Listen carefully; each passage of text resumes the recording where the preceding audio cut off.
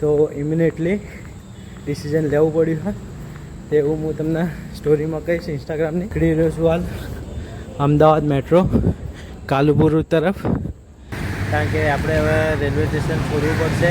બરાબર, ખરેખર આ બુલેટવાળાનો તો એટલો ત્રાસ હોય ને કે મત પૂછો. હે ગાઈસ, ગુડ મોર્નિંગ. ફરીથી નવા બ્લોગની અંદર સ્વાગત છે. તો ગાઈસ, આપણો બ્લોગ સ્ટાર્ટ થઈ રહ્યો હા ઇન્ફોસિટીથી જો. અને થોડું કાલનો બ્લોગ આવ્યો નહીં, એટલો બધો ખાસ આવ્યો નહોતો, કારણ કે થોડું ચેન્જિંગ આવ્યું હા. તો થોડી અપડેટ આપી દઉં તમને.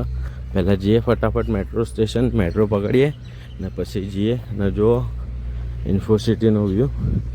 તો પહેલાં ફટાફટ મેટ્રો સ્ટેશન પકડીએ. તો ગાઈસ, અભ્યાલું આવી ગયું હું પંચવટી સર્કલ.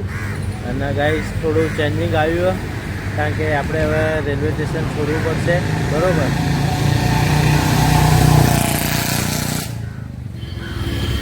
ખરેખર આ બુલેટવાળાનો તો એટલો ત્રાસ હોય ને કે મત પૂછો.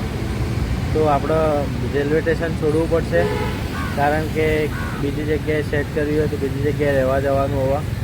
બરાબર, અને કાલનો બ્લોગ એટલા માટે અધૂરો હતો કે કાલે હું મારા એ કામમાં પડ્યો હતો, એટલે એ કામ પૂરું થાય એના પછી જ મેં કીધું કહું તમને, એટલે કાલનો બ્લોગ બી અધૂરો છે.